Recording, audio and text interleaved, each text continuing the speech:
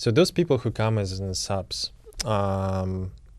most of them never played in the team, right? They just the free agent. They wait for the chances. And Correct.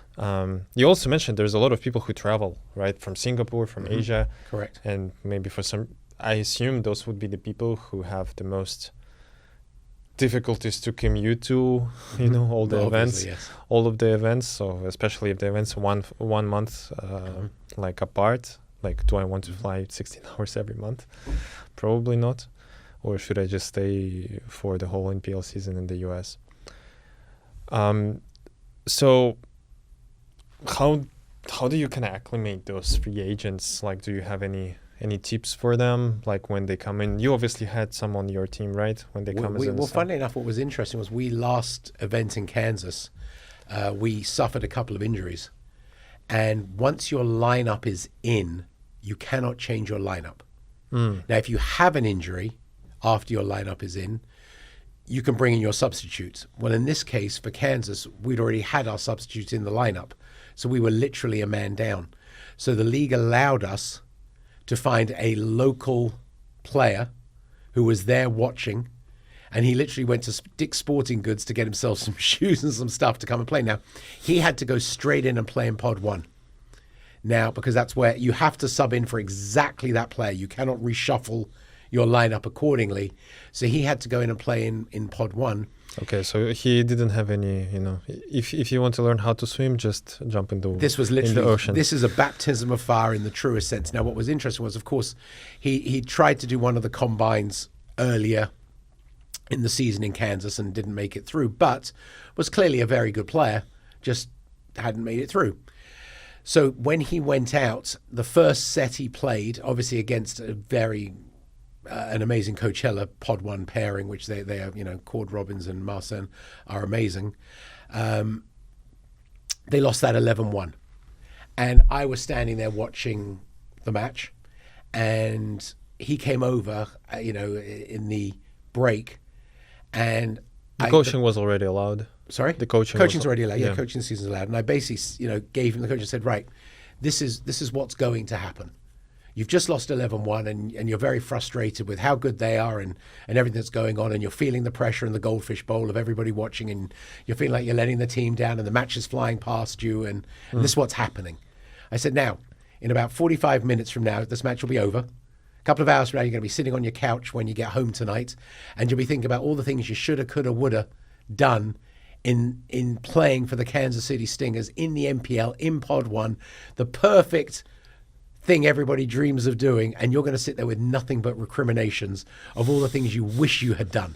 That's what's going to happen, because I've just watched your first set. I've never seen you play. I don't know you from a hole in the wall, but I know what's going to happen. And you're going to lose this set just as quickly because you're so caught up in trying to look like you belong on the court and don't let anybody down and do stuff, that this match is going to fly past you as well, because these are very, very, very good players. I said, so now you've got to make a decision. He just was mentally stuck a little bit because a lot of pressure. Correct. So I said, so now you've got to make a decision. The conversation you're about to have with yourself on the couch in 2 hours' time, how would you like it to be? Would you like it to be, I got an opportunity, 1 minute I'm having a hamburger, and the next minute I'm now on the court in the NPL playing Pod 1. And you want to say, oh my God, I had the best time. I left it all on the court. I played my version of pickleball. I did everything I could possibly do to make, for myself and my game, and I leave with my head held high? Or do you want to sit there going coulda, shoulda, woulda, as I just said before? I said, so now, I know which one you're going to want, and I know which one you're doing. So for the second set, understand who you are on this court. You know who you are on this court. Play your game. Go and have a great time. Relax. Nobody's expecting anything of you. And when you finish, don't say, I wish I'd hit that shot, or I wish I played this thing, or I wish I did that. Play whatever shot you think is right in front of you. Go and have a great time. Leave it all on the court, and you will walk off with your head held high. They lost that set 11-10. They had a moment, they had a chance to win the set. So he went from destruction to literally he almost won in a Pod 1 set. Was it the mixed one or men's doubles? Men's doubles. Men's doubles. He played with Darrell Wyatt, who of course is an insane partner for anybody to have. But they lost it 11-10. And he walked off afterwards, and the first person he came up to me, he said, "Oh my God, thank you so much. That pep talk you gave me changed everything."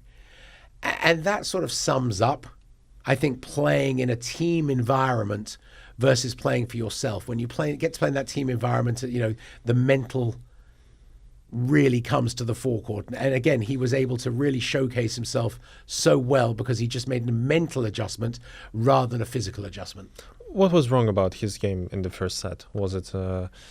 He was so busy worrying about, I'm in Pod 1 in the MPL playing against this unbelievable pairing of Coachella. How did it translate in the body language in the game from your perspective? Poor shot selection, trying to end the points too quickly, maybe trying to hit shots that maybe work in a slightly lower level that, of course, don't work in the MPL because these are seasoned professionals who've seen it all before, and just go out and you have time and you can make plays and keep the ball moving and let Daryl terminate. You don't need to terminate anything. Daryl's going to do all the work. Keep the ball moving for him and let him do what he does. Yep. Stop trying to think you're going to have any impact in that respect, whereas be the perfect counterfoil for him, which is allow him to have a ball to put away.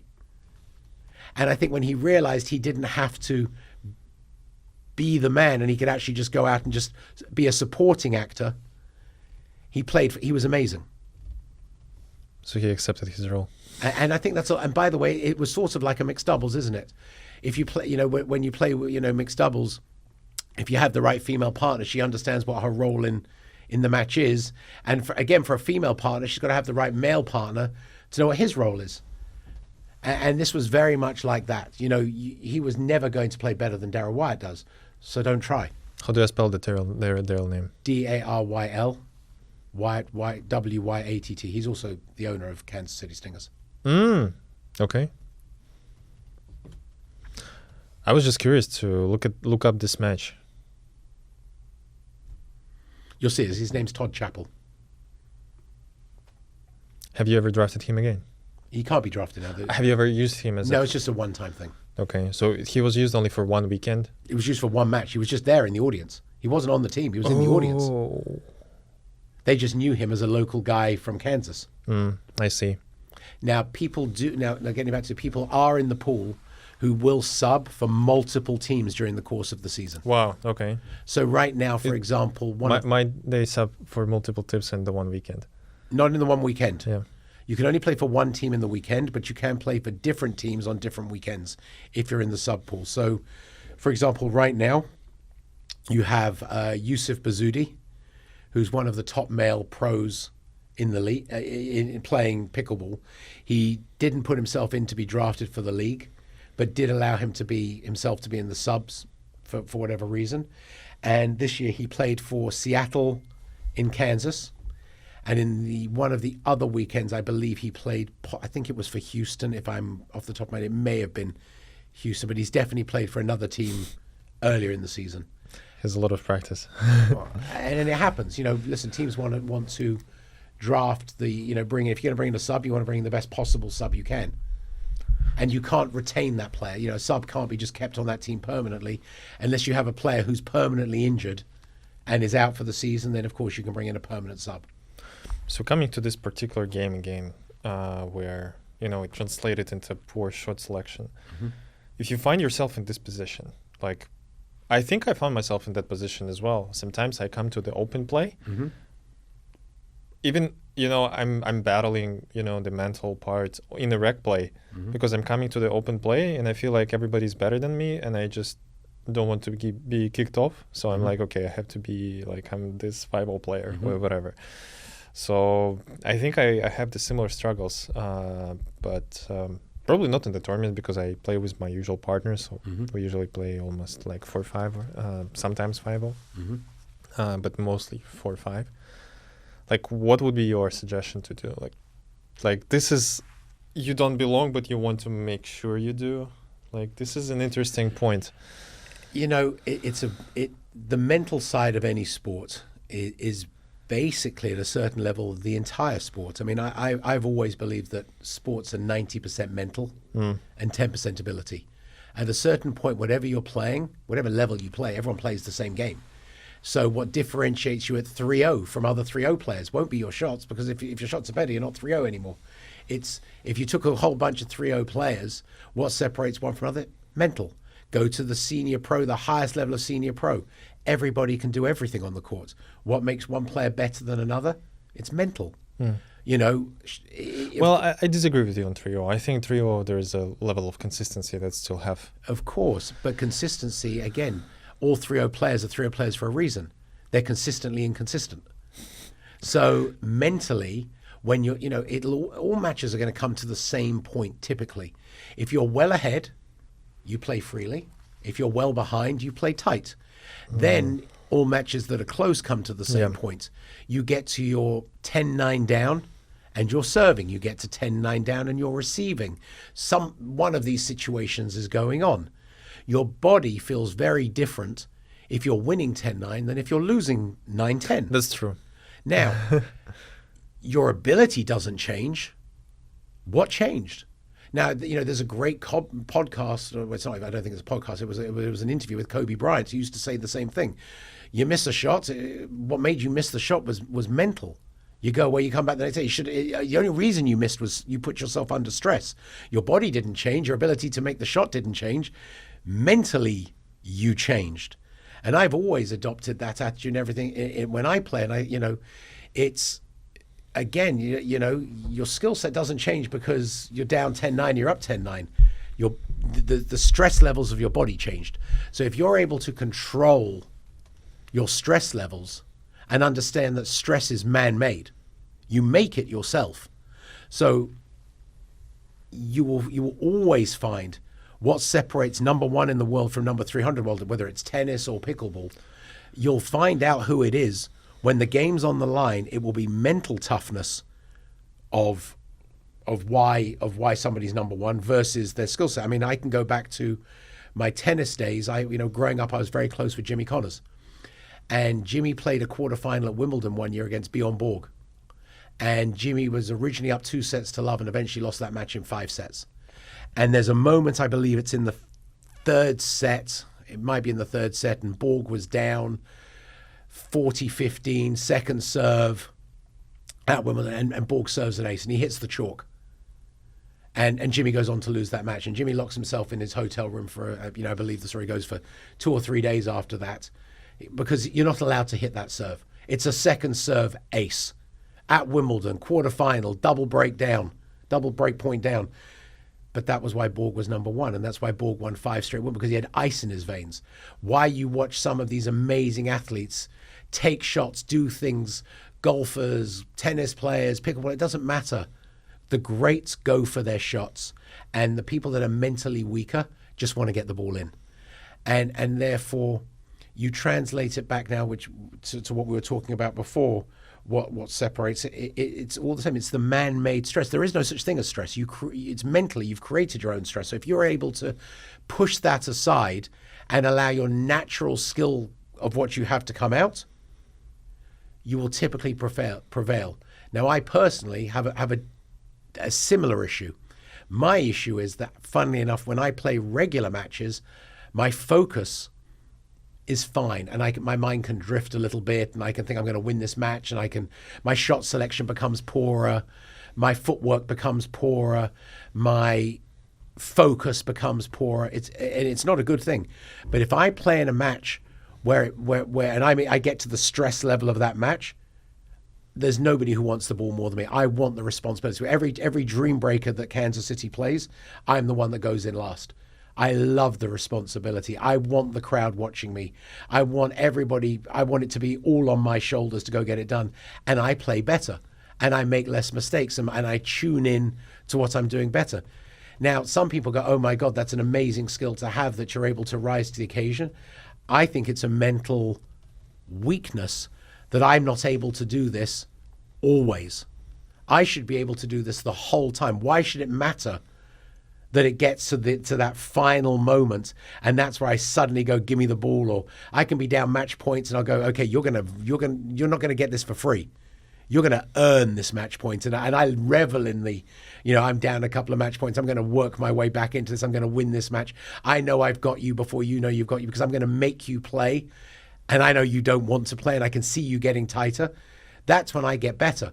But that's bad. I shouldn't need to get to those places for my mental strength to come out. You should not get to the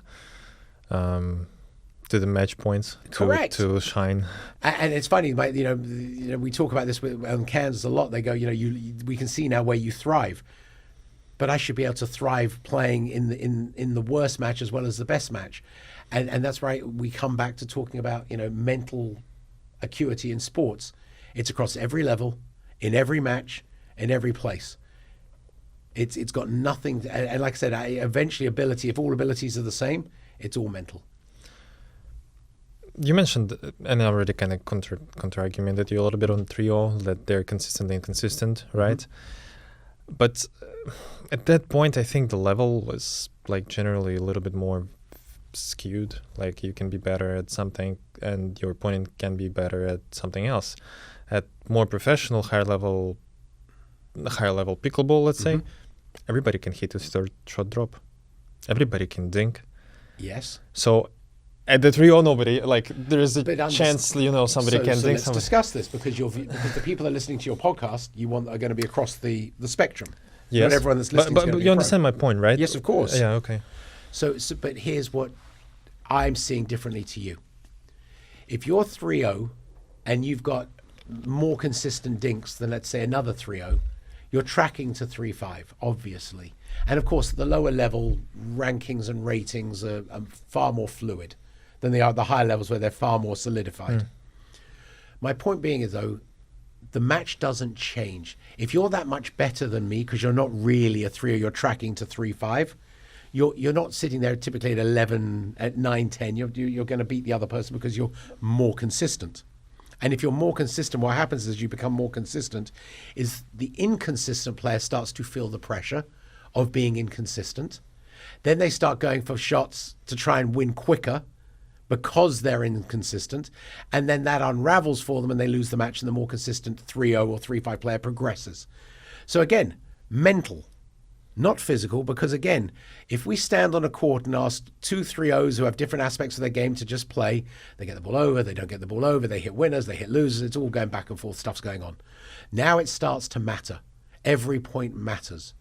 Okay, that becomes less skill set because they know everyone matters, and more mental, I must get my serve in. Well, if we stand with a bunch of 3-0, 3-5 players on the base and say, just get your serve in, it doesn't matter.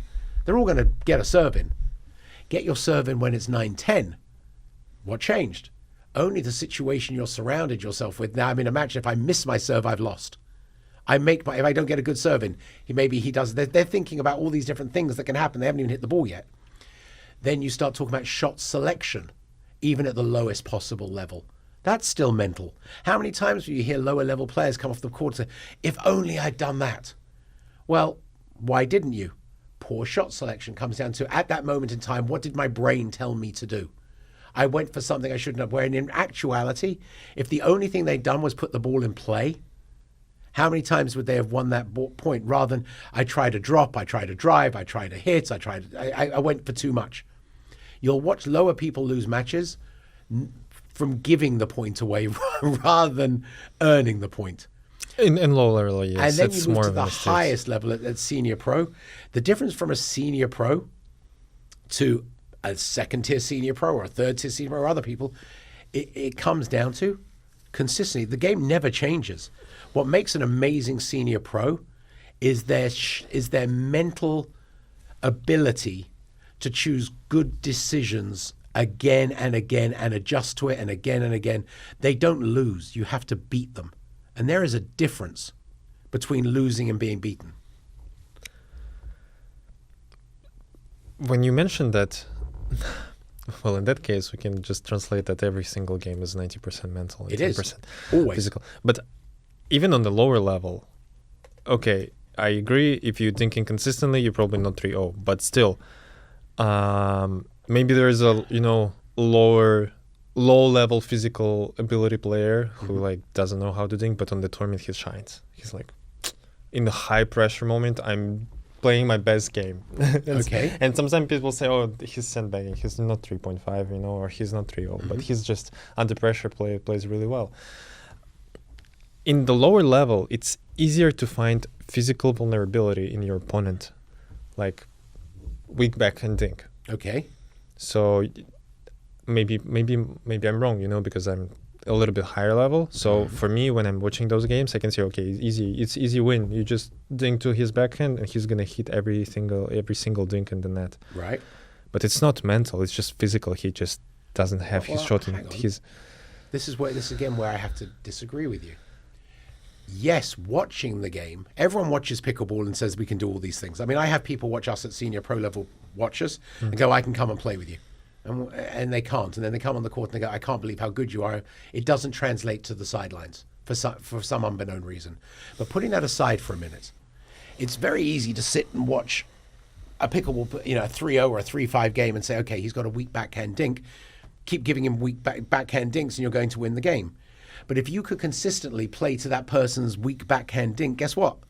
You're not playing the level you're playing at, because if you could do that consistently, you're a higher level. Okay. The reason you're at those levels is because you can't consistently do anything consistently. You're consistently inconsistent. Okay. So therefore, it still translates back to, if I was under no pressure and you asked me to hit a shot to that person's weak backhand dink and the point didn't matter, and this is where the ball was, how many times out of 10 could I do it?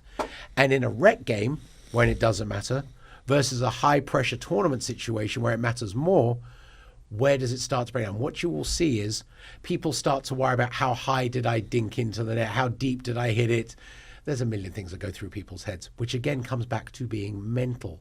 And the difference between what we're talking about here, you and I, is that you're trying to imply that because people might have a slightly higher skill ability, that they can execute in those lower level games to a higher level. And I'm saying if they could do that, they would be moving through the rankings quicker. Let me rephrase it. I think in like 3-0, 3-5, even 4-0 level, probably mental part is like 60% to 40, and when you go 4-0 and higher, it is where it gets more like close to 90% to your point.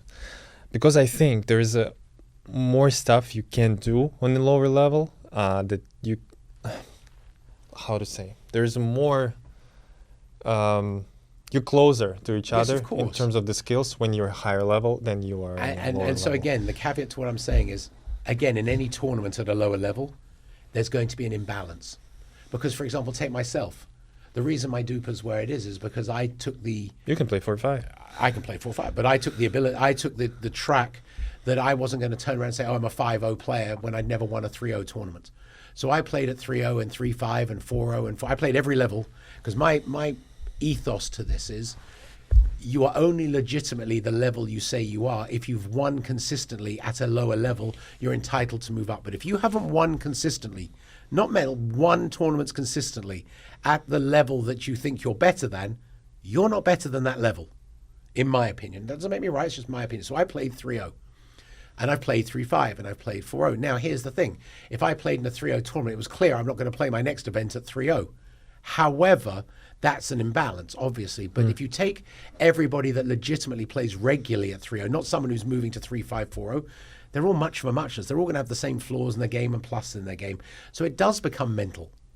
Okay. And the thing I'm saying to you is your caveat to this conversation is if my game is improving or I have some shots that are better, yes, then you're not staying in 3-0 very long. You're moving to 3-5. And of course, when you get to the very end of the conversation, which is senior pro or regular pro level, of course, everyone can do everything. Now it's all mental.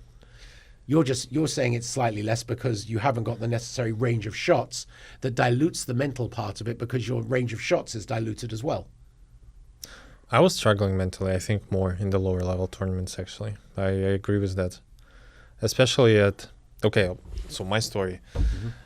When I started playing pickleball, I started to play 3.5, and I thought, okay, like my partner and I, we're going to win at every level and then progress. So we played 3.5 as our first tournament. We won right away. We were okay, we moved to 4-0. We moved to 4-0, and we never won. And we played for 6 months maybe in over the course of the 10 different tournaments. We medaled. We got like bronze, we got silver.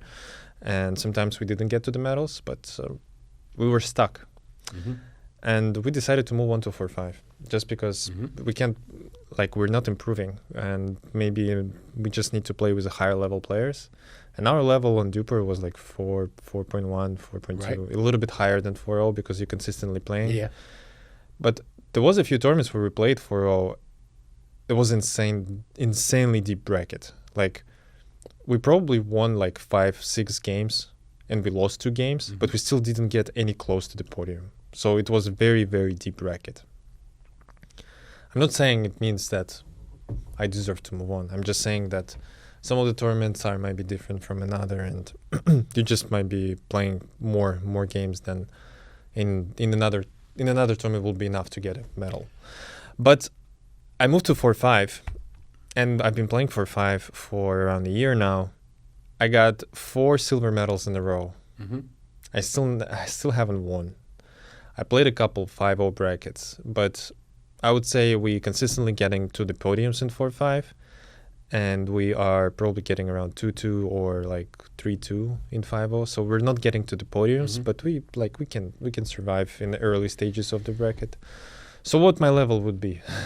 You know, look, I think if you, again, for me, you know, I say winning consistently at those levels. I mean, I think if you're medaling consistently, and you know, there can always be in your group those people that are destined for better than where they are, that are stopping you getting a gold medal. I don't think you can judge whether you're worthy of moving up on the gold per se, but medaling, being on that podium regularly at a certain level. If you play 4 4-0 tournaments in a row and you medal 4 times, I'm literally in a row get 4 silver medals. Then guess what?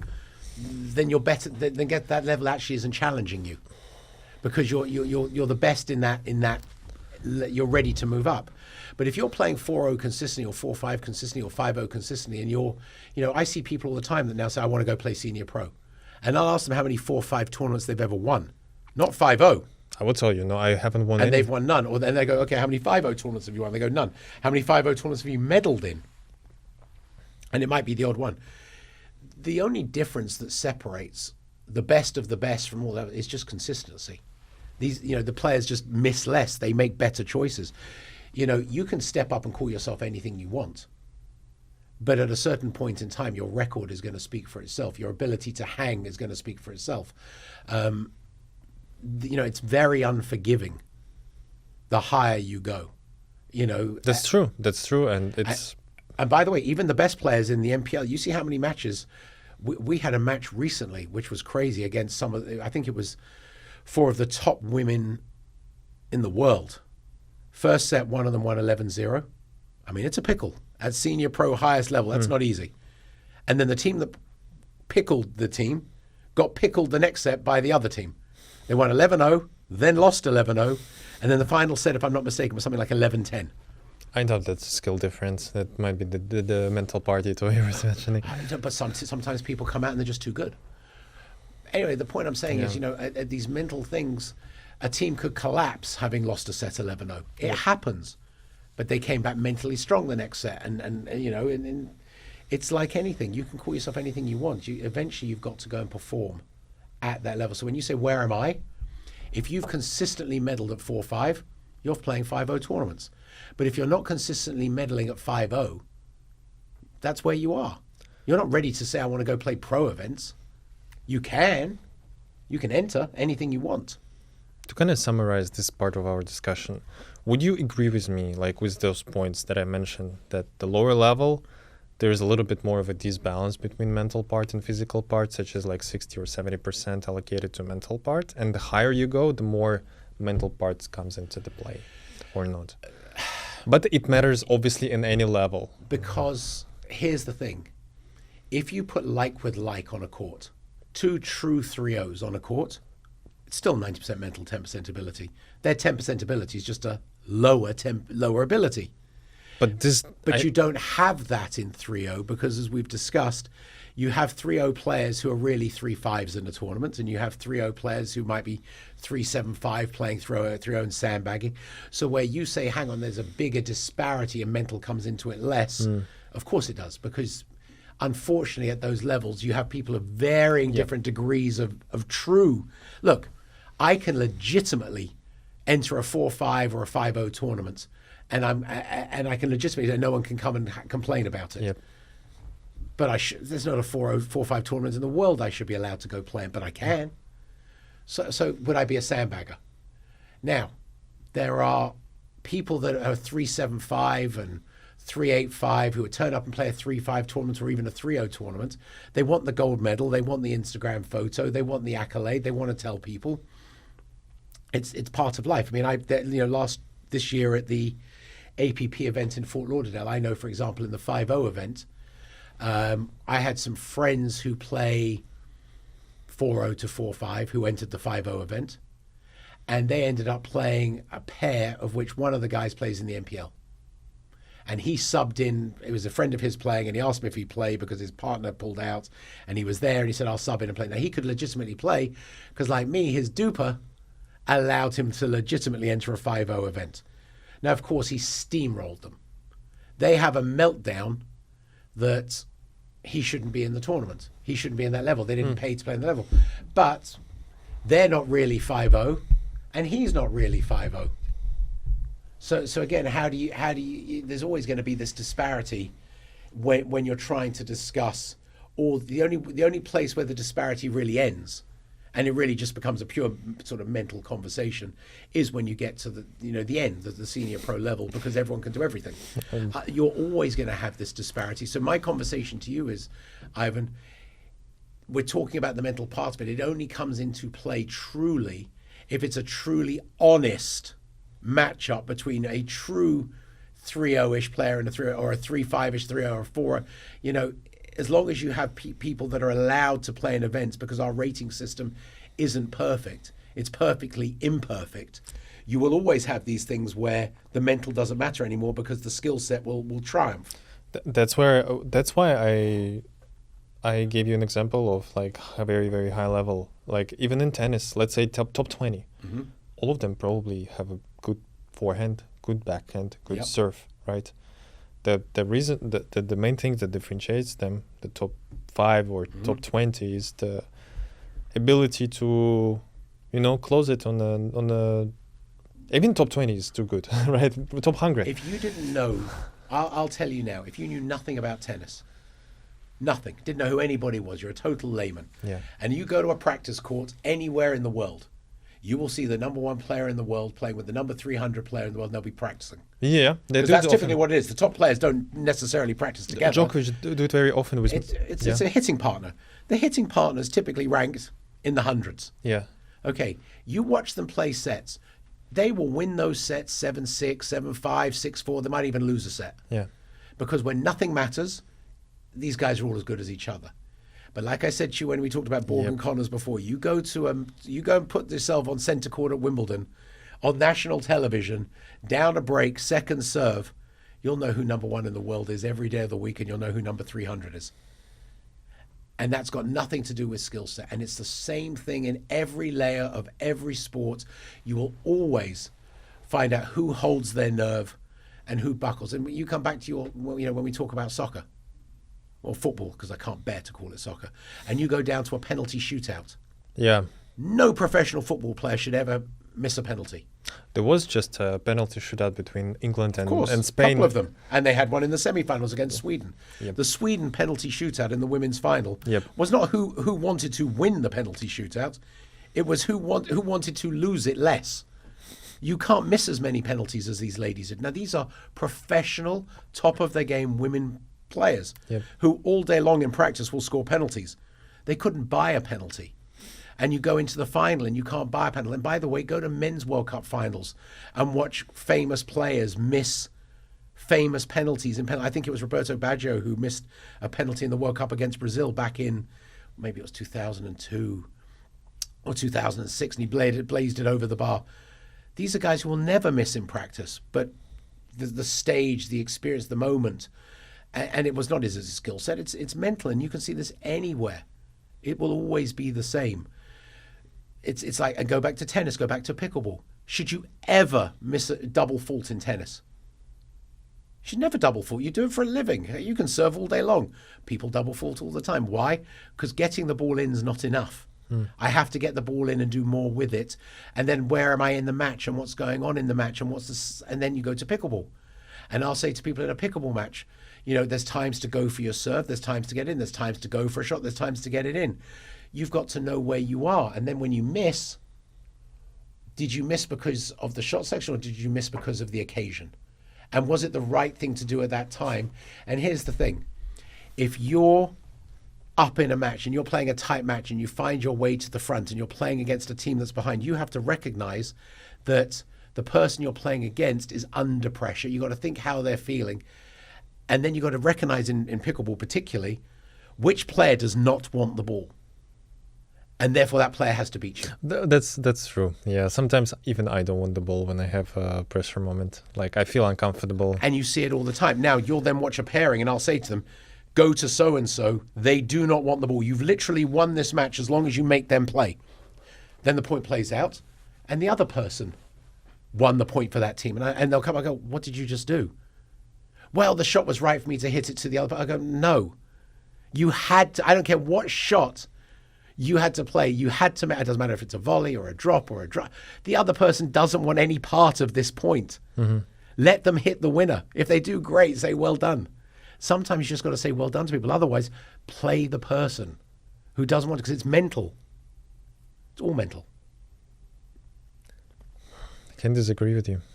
So if we want to kind of summarize this part of the discussion, you convinced me actually. I think like even if I thought that maybe on a lower level it just matters less, maybe it still matters the same. It's just a more discrepancy in the rating and discrepancy in the level. The actual we can matchup itself is where you've missed it. If the true matchup was fair, yeah, that's the key word to this. In a fair fight, it's all mental. In an unfair fight, the skill set is going to obviously come in far more. As in, if I was playing a 4-5 tournament, I'm going to win on my skills, but never mind my mental. But have you ever had this moment at the tournament where you're losing and you think, oh, this time shouldn't be here? I'm sure it also plays a mental aspect, right? So you're like, oh, this team is too good. They not belong here. Like, I'm just losing to them because they're too good and not because I'm bad, you know? So, Ivan, let me say this to you. I have a guy on my Kansas City team who is truly one of the great human beings in this world. He is an amazing guy. I love him. I love his family. I love his kids. I detest being on the court with him. And I love him. And he is a fantastic player. He's fantastic. And he's an athlete and he's fun. I can't bear playing against him. I can't bear playing with him. And I love everything about him. Why? Because he's unorthodox. And I look at his game and I go, you're not allowed to be able to hit that shot. You're not allowed to make that shot selection. Everything he does is unorthodox. He makes winners on this court from shots that I'm not even paying attention anymore because I've won the point in my head, and he'll athletically run somewhere, hit a shot that doesn't even exist because it's not a shot that anyone with any tennis ability would even attempt. Not only does he attempt it and then makes it and does it consistently, and you sit there and go, I don't even know what I'm doing here. Now, that's nothing to do with skill set anymore. I want to play with him. I want to watch it. It's my mental weakness. I can't bear it. And every time I look at it, he knows. I mean, I say to him, I go, it's almost an affront to my sensibilities that he should be on the court. I've got these beautiful, pure tennis strokes that have been grounded over billions of balls over a lifetime. He has like the elbow here, like it's so ugly, it's not even possible. And he's so talented. And that's the thing you got to understand is unorthodox people are talented in their own way. They've managed to take a non-pure, hand-eye coordinated sport with not a natural swing and turn it into something that works at a professional level. You've got to compliment that ability, not chastise it. But I'm a snob. And tennis players are snobs because we have all this, the beauty of our game. But in reality, I can't play with him. And the hardest matches I ever play are always against the people that have the unorthodox games. I can agree. I remember one of the games I played. It was against a guy, probably like a semifinal. And his game was so weird to me, like very weird movements, but he returns everything. Like everything comes back to you. And yeah. I played in the US Open one year. You don't expect it to come back, but it comes back. I can't. Listen. I played in the US Open one year, and I come out and we beat the number 2 seed. We were playing 5-0. My partner and I. We come straight out. We beat the number 2 seeds in the 5-0. Instantly, first match destroy them because it happened. Next match out, I'm thinking, right, I'm going to win this. Literally, I'm going to win the tournament now. Yeah. So if I can beat the number 2, I'm going to win the tournament. It was my first US Open. Next guy come out and play, walks on the court. I am not exaggerating. He is wearing half a fishing hat, like a bucket hat. Yeah. The other half is sewn on a baseball cap. He has one eyebrow that's there. He has shaved off the other eyebrow. One half of his shirt is one type of shirt. The other half is a sports shirt. He has one pair of shorts that's one type, the other half is another. One colour shoe, the other colour shoe, one type of sock. You get the picture here. He's basically half a shaved face, half a clean face. Yeah. It's like two different people with a wood paddle. Wood. Not metal, not sponge, not carbon, not whatever. Wood. With an unorthodox game. Now, you understand, my mind is blown. Now, and by the way, the guy was as skill set, not as good as mine either. I think we won, maybe it was 11-9 or 11-10 in the third. It was the most uncomfortable, horrible, revolting match and I always talk about it because it lives in my memory of when people ask me about this stuff. I hated every single second of being on that court. What was the level? I think it was 5-0. It was 4-5 or 5-0. Okay, and the age bracket, 50 plus? 50 plus. I want to say it was 50. Yeah, it has to be 50 plus. But what was amazing was, here am I being the snob that I am, going, I'm way better than you. I must win this match. And we didn't, I mean, when I say we squeaked through, I mean, we squeaked through. I mean, I can't remember how we won or why we won, but I promise you it came down to a point somewhere that somehow went our way, that something happened. Because again, I didn't have the same mental toughness that I probably have years later now today to go and play the crap and block that to the side. But I think that really does typify what goes on in pickleball. It was nothing to do with my skill set. I'm way better than he is. This was a non-stop. He's no good. I'm good. He looks silly. I'm not silly. I'm an ex-pro player. He's not. I should go out and just turning up should be enough for me. I've got a right to win this match. I didn't have a right to win anything. He should have probably won the match. And that's the same thing when I play my teammate. Every time I step on court with him, I think I've got a right to win this match. Do you remember the guy's name who was like 50-50? I think his name was Gary. I don't remember his last name, but people know because I tell this story all the time. He's probably very famous. He's come to watch a couple of MPL events, and he's come up. He's now everything's back to normal now, but he's come up and he's spoken to me, and he is, like I said, it was mind blowing to me. But that was my point. I thought I had a God-given right to win this match. You judge by the look. And people do all the time, and that's what you start to realize. You have no right to win anything, and what makes these amazing pickleball players win is that they come on the court and their mental toughness is such that, yes, they might think, okay, to start with, I have a right to beat you because I'm, one of the top players in the world and you're not. Then they realize you can play, and then they just keep coming, and they keep coming, and they keep coming. And that's nothing to do with their skill set anymore. That's their belief in mental, I'm going to make you beat me. I will not lose. And I said this to you earlier, there's a difference between being beaten and losing. Team beats you, they're too good. So he actually was good. They're all good. Nobody's bad. It's all levels. Like I said, you can play. People, again, talk about mental. How many times have you heard the saying, people play to their opposition? Play to their position. Play to their opposition, which means you play down to the level of your opposition. Have you never heard of this? No. So it happens a lot in sports, particularly in team sports, where people will play to the level of what you're playing against. You see a lot of times people struggling with teams that appear inferior to them, because you play to the opposition. I don't have to run as fast, don't have to hit as hard. I can play a bit looser than I would normally play. And suddenly you find, and then the other team gets empowered because they start rising to the occasion, because where they thought they had no chance, they're now in the game because you're not playing as well and they're playing better. And suddenly you get this collision of, and that's how upsets happen.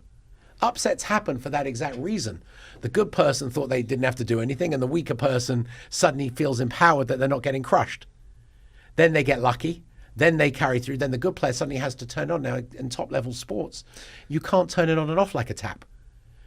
It doesn't work that way. You can't say, okay, now I'm going to play better. You were never trying to play badly. But suddenly you're in a funk because nothing's working. And then it's the sun, it's the wind, it's the different caps, it's the two different shirts, it's the eyebrow, it's the wooden paddle. It's everything. But what's the true problem? It was you. You came out, you didn't focus, you didn't play properly, you were mentally weak. Don't underestimate your opponent. So you were mentally weak. You underestimated your opponent. You allowed yourself to be mentally weak. Now you want to suddenly flip a switch. What switch are you flipping?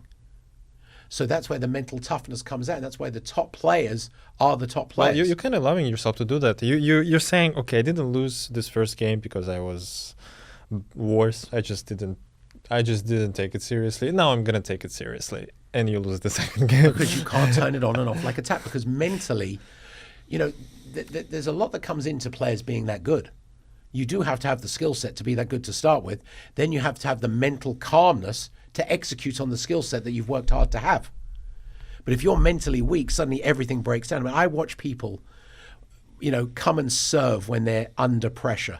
When I'm under pressure and I'm serving, I'm going to close my face a bit more and I'm going to hit it harder because the topspin will bring it in, and I know that I've got a better shot, but I'm going to get my serve in. You are not allowed to miss your serve.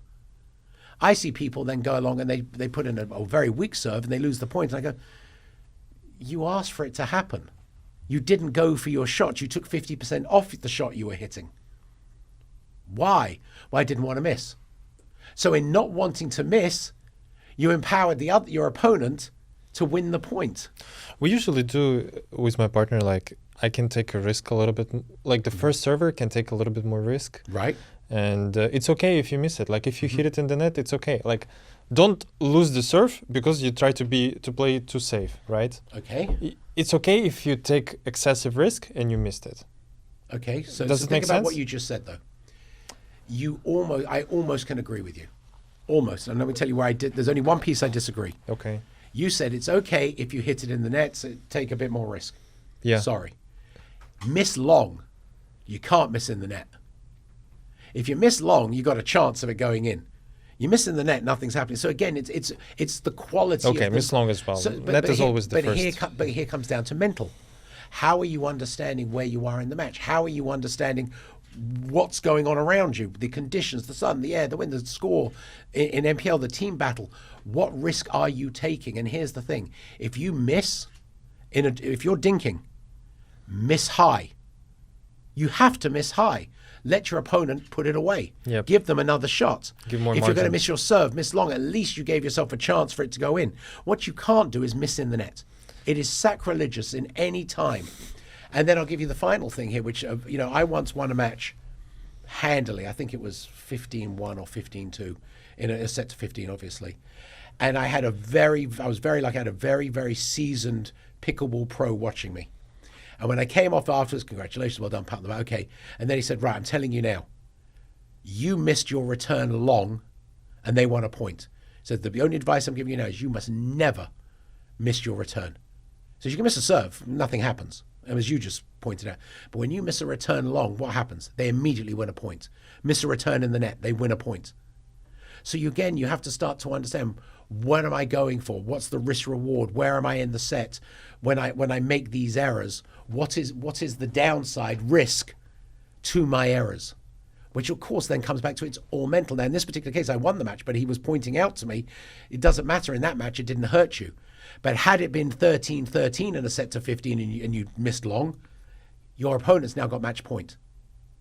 So understand, when are you taking the risk? It's great that you said, I don't mind someone taking the risk on side out. Surf is good. Yeah, surf is good. But sorry, what's the score? Where am I at? What's going on around me?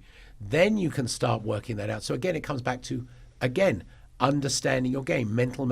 It's not just, it's my first serve, so I'm going to go for it. How does that work? Well, those famous slow lob serves. Yep. They always come at the match points for some reason. Yes, because people are nervous. They don't want to miss, so they're going to put it. But what happens is those slow lob serves, all you've done is empowered your opponent to basically see the ball come over, go, I'm going to be able to make my forehand now on my back because now I can run around my backhand. I've got time to hit my favorite forehand or time to hit my favorite backhand. I can now choose if I want to go down the line or cross court because the ball's got no real pace on it. Now I know I'm in the point. So you've just de-stressed them off their return. They can now chip in a return against you. The one thing you know is now you're playing a third shot. And you're playing a third shot after you gave them a shot they wanted to hit. Mm-hmm. Now let's go backwards and say, how's that serve looking for you now? Yes, you got it in. Well done, pat on the back. But what did you actually do for your opponent, who was under pressure before the serve? You just depressurized his shot for him by giving him something he can deal with. Well, you also were kind of pressurized a little bit, so maybe you try to depressurize yourself. Then it comes back to mental because you're feeling the pressure. So I'm going to go with the safe option. What did the safe option do? It gave your opponent a better option. Mental. Yeah. If you've worked hard to get in this position, a certain level of game got you there. Now you're deviating, potentially, because of the pressure situation got it, and back to the pressure. What separated people like LeBron and Kobe from average players? When there was 2 seconds on the clock and they had to hit 3 points, give me the ball. I'll make it. Steph Curry, I'll make it. Yeah, most of them trying to get rid of the ball. Correct. Most people don't want to be anywhere near it on that final shot. So again, if I'm down and I've got match point, yes, I don't want to miss my serve. But one thing I'm not doing is giving you some sort of easy serve, because then what do I know is going to happen before I've hit the serve? You're going to be able to hit a better return.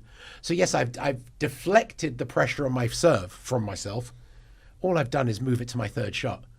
Now the pressure's on my third shot, that I've now got to do something possibly harder with my third shot than had I just taken the advantage I already had with my serve. Back to mental. I'm just procrastinating. Okay. In that case, no, I'm just procrastinating not procrastinating. Yes, delaying. Putting off to today what comes tomorrow. Yep. And that's exactly what you've done by not going for your serve. All you've done is put the pressure on your third shot, but because the third shot's 2 more shots away, you've bought yourself some time. That's okay. Yeah, but you haven't. Well, you can do it strategically, like knowing your weaknesses and strengths. Like maybe my third drop, maybe I make 90% of my drop, right? So I have a higher chance of putting more pressure on the drop. So I put more pressure on my better, stronger shot. I will say this. When it gets to really, really tight points, I will take my partner aside and we will construct the entire point before it happens. The first 3, 4, 5 shots, I will tell them exactly what's going to happen. Well, I'll say, right, I'm going to serve here, which means they're going to return here, which means the ball's going to land somewhere here. If it's me, I'm going to do this. If it's you, you're going to do this. Then from there, then the point plays itself out. But I already know what's going to happen. If I do that, I will serve long. And my full control. Perfect. Why did you serve long? Because mentally weak. Nothing because you couldn't serve. I don't disagree with you. I don't disagree with you. I'll tell you, I've got numerous people I can tell you. I'll tell you, Dan Gold constructed the craziest points when it mattered. I played a match with a torn knee, a mixed doubles match with a torn knee. And I had my mixed doubles partner stand behind me when I was serving, right, like an I formation in American football. And I said to her, we would decide beforehand whether and because I'm left-handed, everyone would immediately think I'd go right and she would go left, so I'd have my forehand in the middle, which meant your opponent would immediately know where they were going to return before you started. I said, I've got a torn knee, I can't move very well, we need to mess with their heads. She stood behind me, we'd fake right, we'd fake left, I'd go right, I'd go left, we did all this stuff. We ended up losing to a top team, 11-10 in the third, with me playing on one leg. And they said after we didn't know what was going on. Because that's the whole point. It's mental. It wasn't. If I don't know where I'm going, they can't pre-plan what they're doing. And those split seconds, the more you can cause these teams to have a second of doubt or change their mind, the more you can create an error. Make more doubt. Correct. Which comes back to mental, not skill set again, which is what you keep talking about. That's why I keep saying to you, skill set's not relevant here. It's always mental. That's court bullying. Bullying. It's mental bullying. Yeah. But that's the point. You've got to, like I said, everybody knows, but you know before you start, I'm facing a serve. You've already decided where you're returning it. Now, the serve might come in different, you have to make an adjustment, but you've typically always decided. If your partner's crossing, where you returning? Down the line. If you're crossing, you always want to return down the line to give yourself time to get across. You know, even just replaying a few of my recent tournament, we came out to the conclusion that it's so much easier to play when you know what you're going to do. Of course. And the most difficult part for us is when we didn't know what we were going to do, and we didn't know how to overcome it. Like we were stuck. Yes. At some point, and nothing worked. And we tried playing one player, we tried playing another player, we tried middle, like think in the middle, we tried target the back, and nothing worked. And we kind of were frustrated because we probably were looking for a way to get around it, but we never ended up finding it. So let me ask you, did it ever occur to you they might just be better?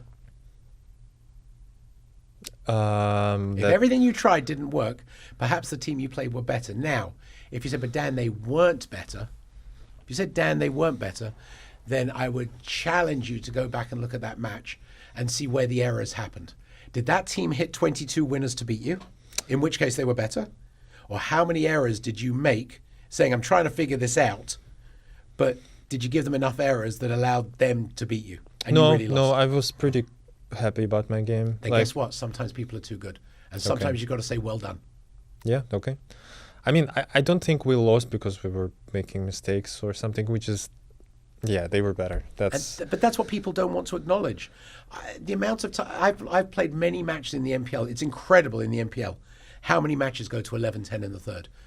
I mean, on our Boca team, the very first year when we finished third, we lost 16 regular season matches, 11-10 in the third. Didn't win one. Every time we lost 11-10 in the third. That didn't make the other teams better or us any worse. It's a point.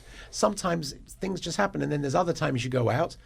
I lost a match the other week in the MPL. It'll never happen again. I lost it in 22 minutes, including 2 timeouts and a change of ends. I lost 11-1, 11-0. Honestly, shook the guy's hand and said, you were just unbelievable. They just did not miss for 22 points. My partner and I are extremely competent. I promise you, we were never in this match. We were horrific. They were magnificent. It happens. Somebody's just going to say to him, well done. I couldn't figure it out. You guys were amazing and we were terrible. I couldn't figure it out. Yeah. Like I told you about those women that lost a set 11-0, then won a set 11-0.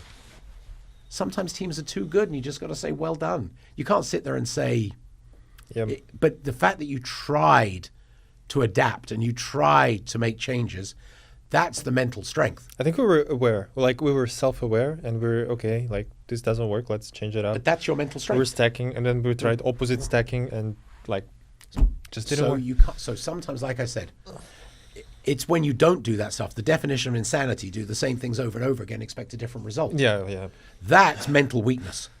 Okay. Mental toughness is, hey, we tried everything, we didn't win. You know what? Shake your opponent's hand, say, really well done. We tried everything possible. You still beat us. On that day, for that match, they're too good. Well done. And it happens. Okay. I mean, I think it's okay. We can acknowledge the defeat. Of course. Look, but there's a difference what I say to you. Did you get beaten or did you lose? And that's when I keep making that statement over and over again. There's a difference. If a team beats you, like you just described, I think they did. They're too good. If you went back and said, right, they beat us 11 whatever, and out of the 22 points they won, we gave them 11 of those points. They didn't beat you. You lost. They only had to get 5 or 6 points every set to win. Look, we didn't return it long. We didn't return it in the net. We constantly were getting to the net. Probably when we rewatched the game, we probably missed like 2 drop shots out of like the whole game. That's so sad. Yeah, we almost every point was played at the kitchen, and at 4-5 level it's actually good, when sometimes you lose some easy points. There were no easy points for sure. Like there you go. Well, that's something to be proud of. But that's when you hold your head up high and say, you know what? I did my part. They were too good. Yeah, but when I rewatched, I think, okay, I should have done that. And I didn't see that in the game, But that's experience. Look, again, how I play pickleball today to how I did when I first started, and people have seen me do some other podcasts where I've talked about... You can do that, actually. Just play with your different hand. Yes, I can see you can do it. But I talked about in my first week of playing pickleball, legitimately thinking I was world champion. And then realizing that I got it handed to me by everybody. You fast forward, 3-4 years, how I understand playing today and how I understood playing back then is very different. You will always go back. I mean, the curse of being a tennis player, is you see shots on a pickleball court for tennis that you're convinced are there and they're not there because you can't help yourself. And then, of course, then it comes down to, as a tennis player, are you prepared to humble yourself and take 2 steps backwards to take 3 steps forward by learning that the right tennis shot has nothing to do with the right pickleball shot? And I mean, I was playing yesterday with somebody who was a fantastic tennis player. You can see it. But all they wanted to do was drive and drive and drive and drive. And at a certain point, you can't win anymore because I'm looking at, okay, here comes the dink, here comes the dink. And of course, they just keep driving and you're going to lose. Because in the tennis world, you see the shots there down the middle, down the tram lines. It's just not there in pickleball. At a good level, these drives will be killed pretty quickly. You can get a drive. After that, you better be doing something else.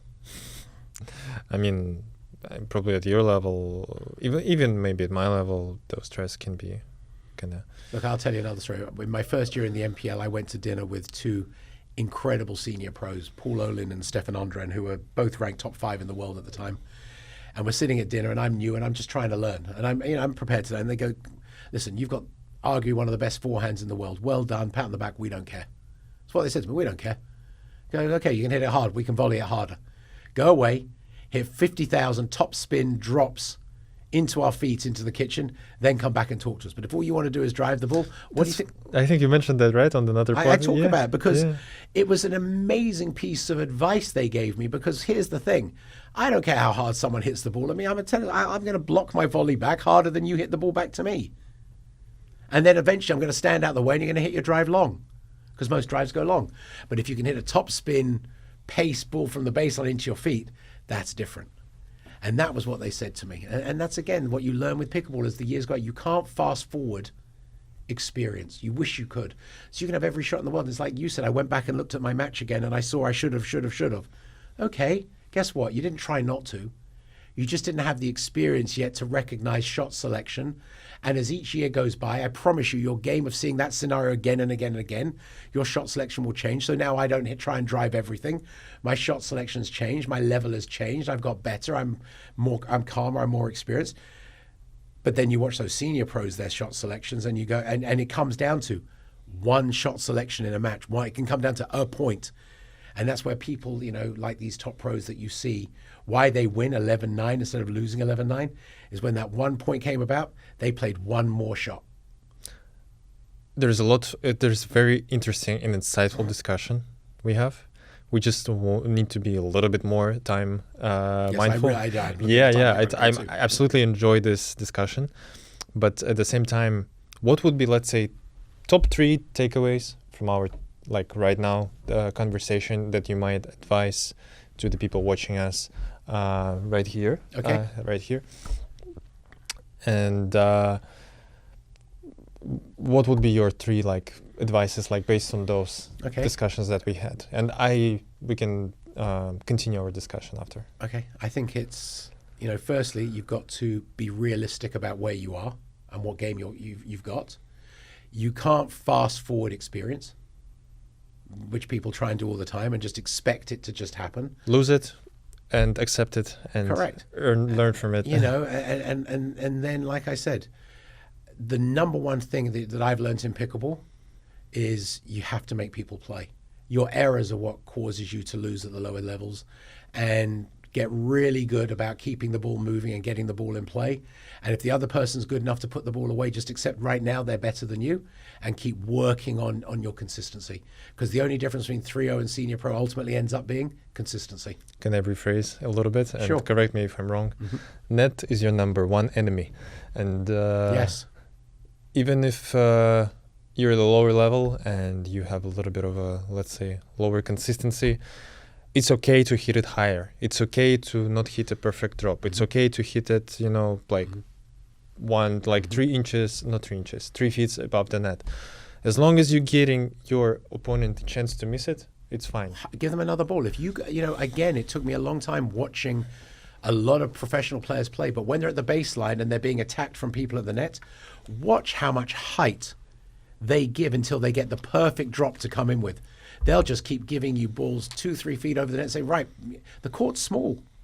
It's not easy to put a ball away in pickleball.